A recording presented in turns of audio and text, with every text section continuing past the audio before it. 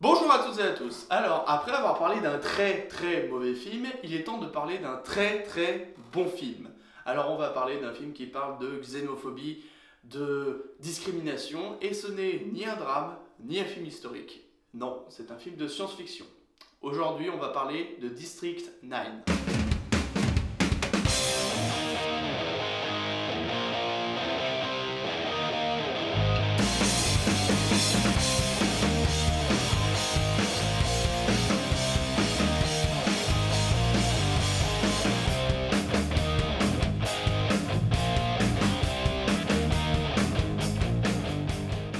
District 9 est un film de science-fiction américano-néo-zélando-sud-africain, rien que ça, réalisé en 2009 par Neil Blomkamp, qui a entre autres réalisé les films Elysium et Chappie, deux excellents films que je vous conseille de voir. Des extraterrestres sont arrivés au-dessus de Johannesburg, ce qui est plutôt inédit puisque d'habitude ils s'arrêtent juste au-dessus des États-Unis. Les extraterrestres qui sont bloqués sur Terre sont donc accueillis par les humains. Et je dis accueillis parce que grosso modo, les humains les ont foutus dans des... Bidonville, ghetto, camp de concentration.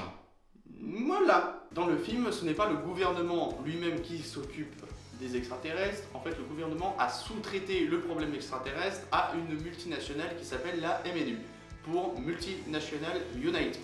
La MNU, qui donc s'occupe du problème extraterrestre, décide de les expulser, il n'y a pas d'autre mot possible, c'est une expulsion de force, et de les emmener dans un autre district qui s'appelle du coup le district 10.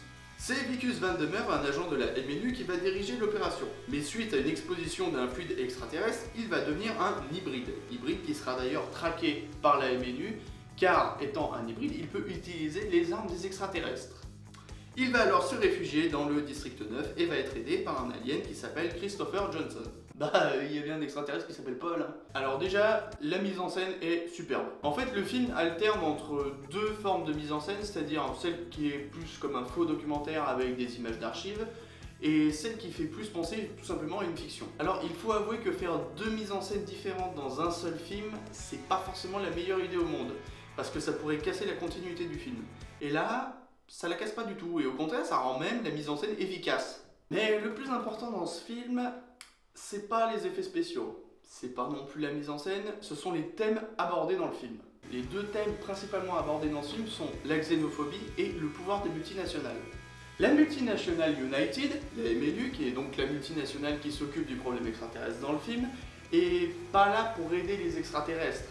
Elle n'est pas là pour leur créer des logements sociaux, ce genre de choses. En fait, elle est là pour une seule chose, les exploiter. Car en fait, les extraterrestres possèdent des armes qui sont extrêmement puissantes. Et sur le marché, elles défieraient toute concurrence. Même Tony Stark à côté serait une grosse tentouse. Et du coup, la MNU se livre à plusieurs expériences sur les extraterrestres, genre les disséquer par exemple, et souhaiterait faire la même chose d'ailleurs sur Vicus Van de Mer, qui est un hybride humain-alien, ce qui leur permettrait d'arriver à leur fin. Car en fait, les armes extraterrestres ne fonctionnent qu'avec les extraterrestres. Il y a une espèce d'interface biologique qui fait en sorte que les humains ne puissent pas utiliser les armes. D'ailleurs, le beau-père de Vicus Van de Mer est un des dirigeants de la MNU. Et est-ce qu'il va aider son gendre quand celui-ci sera dans une merde noire? Non. Et est-ce qu'il va pas tenter encore plus d'enfoncer son beau-fils en disant que ce mec est un putain de violeur d'extraterrestres? Si, il va le faire. Mais le plus gros thème abordé dans ce film, c'est la xénophobie. Alors tout d'abord, voyons ensemble la définition du Larousse de la xénophobie.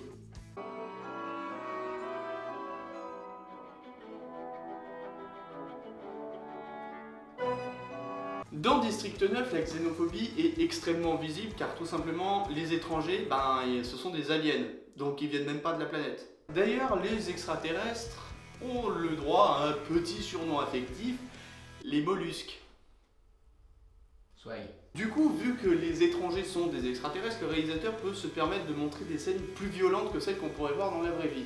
Par exemple, les forces armées peuvent taper sur les réfugiés, elles peuvent les disséquer, elles peuvent les expulser, elles peuvent même les tuer, ou encore... Oui, le petit œuf, ce qui en reste, fait pop en éclatant. Et les nominés pour le prix du plus gros connard de l'univers sont Vicus Van de Mer, Donald Trump, Eric Zemmour et Eric Cartman. Et le vainqueur est Eric Cartman. Sans surprise. Cela vous dirait-il d'aller vous faire mettre? Alors qu'on se le dise, la xénophobie, c'est déjà con de base, mais envers une espèce qui est plus avancée technologiquement, c'est encore plus con. Parce que si jamais leurs congénères venaient à rappliquer sur Terre, je pense que la Terre serait dans une merde pas possible. Un peu comme si Trump passait, quoi. Ouais. Ce qui fait que ce film est un film de science-fiction intéressant et un film intéressant tout court, c'est que les extraterrestres ne sont qu'un prétexte pour aborder certains thèmes, comme je l'ai dit, la xénophobie, l'expulsion de force également, ou encore le pouvoir des multinationales. Le film dénonce des problèmes qu'on a actuellement dans notre société qui sont principalement la xénophobie et principalement les multinationales. D'ailleurs, très franchement, le problème des réfugiés, c'est quelque chose qu'on vit encore à l'heure actuelle avec ce qui se passe en Syrie. Donc voilà, même si vous n'êtes pas un grand fan de science-fiction, je vous conseille quand même de voir District 9. Voilà, c'était District 9 de Neil Blomkamp. J'espère que cette vidéo vous a plu. N'hésitez pas à lâcher un commentaire, partager la vidéo ou même faire une suggestion pour une prochaine critique. En attendant, je vous dis à très bientôt. Ciao!